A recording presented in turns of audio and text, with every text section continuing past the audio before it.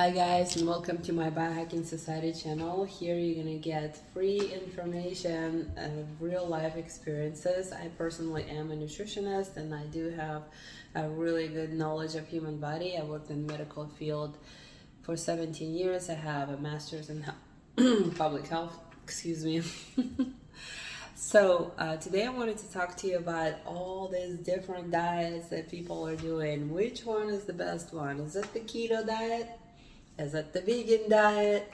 Is it the carnivore diet? I tried all of them, and mostly because I just wanted to see what they feel like if you do try one. And I have had raw liver even, and I highly recommend it. Look it up and see all the benefits for yourself. So there's a one point I want to drive home, which you're gonna know about in the end of the video, and my personal opinion, which one is the best diet. And we'll just go from there. So I want to bring your attention to Weston A. Price, my favorite dentist that traveled the world to see why people in the United States had all these cavities. All his patients had all this heart disease and different health issues. And when he traveled, he went to different remote areas. One commonality that he found, that these people were very isolated and they ate organic and local food. Their diet was different, but one thing was the same. They all got a lot of minerals because we're made out of minerals. They had a vast amount of minerals in their diet, and they had a lot of the fat soluble vitamins, which is A, E, D, and K. Whatever they ate was different. This tribe was eating like this, that one from this. Some of them got it from fish, some of them got it from bugs, but they all had these vitamins in their diet. And they absolutely, none of them needed glasses, none of them needed braces, none of them had crooked teeth and cavities or heart disease, and the mental health was impeccable. So that brings me to the Centenarians and the Blue Zones. That's the commonality they have, is that they work into their late years. They're self-sufficient. They don't have any health issues. And what is it that these Centenarians do that keep them so healthy? If we look at the Blue Zones, which is Sardinia, Italy, Okinawa, Japan, Loma Linda, California, there's Greece, Costa Rica, look it up. And so what we found out is that all of them have meaningful relationships. They strong as a community. They work really hard physically, just on their land. They all have gardens. It's all local, organic. And there is a movie about Centenarians, about Blue Zones, and where they actually took blood tests from these people to see how their blood differs, right? And what they found out, it's kind of funny because in the movie the doctor is looking at this blood of a young lady who is 101 years old, and he calls her a bambina, which means little girl, because her blood was such high quality, like a child, even though she was 101 years old. So when they tested their blood, they tested for a hormone called adrenomodulin, and adrenomodulin goes up as our circulation quality goes down. So what they've discovered, that the adrenomodulin levels were extremely low, like in a young kid, and it was true to 100% of the participants, which it was about 86 of them, I believe. Don't quote me on it. So all of them had this extremely low amount of adrenomodulin, which all of us have a very high amount, and that's what causes the heart disease, and that's what causes kidney issues. It's the circulation, right? So another fun fact, that a lot of them smoked and drinked. And they were drinking a little bit more than an average person in Italy, and they still didn't have all these issues. So looking at centenarians, looking at Dr.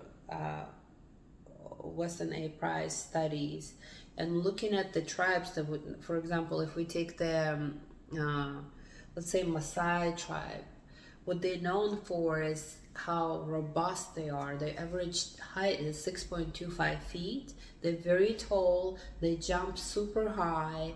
And what do they eat? It's meat, fat, milk. They drink cow blood. They eat honey and tree bark. And majority of their food comes from animal products. And when we look at like Sweden is another area where there's a lot of animal products consumed. These people are very, very tall, right? Okinawa people, Japan, they eat less meat, they live long, they're kind of short. And this is just their, observation, right? This is not a fact. But if we look at the diets and look at the what people look like Tutsi people, Tutsi tribe is another tall tribe, and they eat a lot of milk and fermented beer that they make from things around them. And I want to bring your attention to one more very interesting area. There is a movie called The Secret Fountain of Youth of Hunza people, and Hunza Valley is known for people that live to be up to 120 years old. But it's not that they only live to be 120, they also have a very high quality of life. They work the garden till very late age. They have impeccable mental health, and what we found that they preserved the old ways of eating. There's absolutely no fast food, and they're very isolated. They eat local and organic, and when people moved to Hunza Valley, there was no trees. They're just shrubs, and they brought some fruit trees and nut trees, and they planted them there, which preserved the land a little bit. The area is so rugged and so rough. The terrain is so rough that their animals, which is yak, sheep, and goats. They don't even have cows. They have to travel sometimes 3 days to get to the pasture, and most of their diet is nuts, seeds, and milk, yogurt, and cheese. And because their animals provide milk, yogurt, and cheese, they eat meat on special occasion, because if they kill that animal cannot bring any more milk and cheese, right? So even though they have their special Hunza apricots and turmeric tea that they grow, but the bottom line, they don't have fast food. And if I were to Google, let's be real. If I were to Google keto diet right now, what recipes am I gonna get?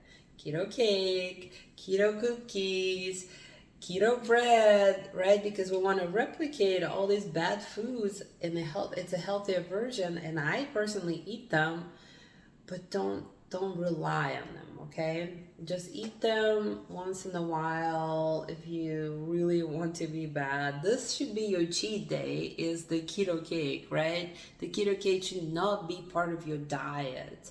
And vegans, what's up with the fake bacon and the fake chicken? Are you vegan or you want to eat chicken?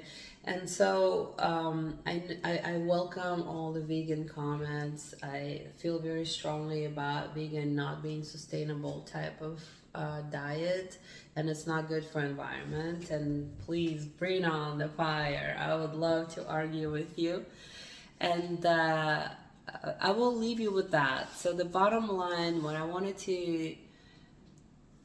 the message I wanted to send you is that healthy food is simple food. The simpler, the better.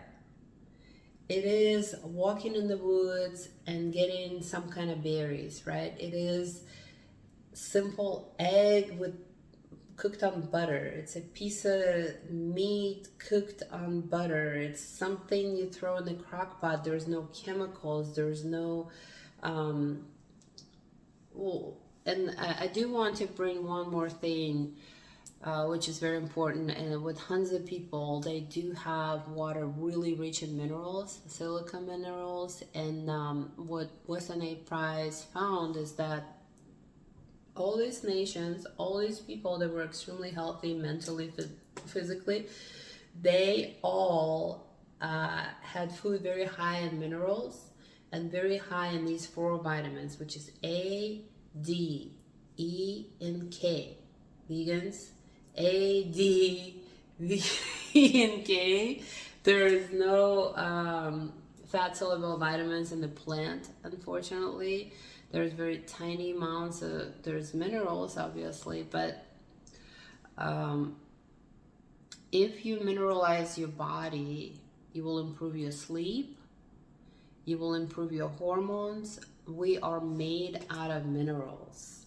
So whatever diet you choose, make sure you get in all your minerals, make sure there's no fast food in it, there is no substitution, it's just simple.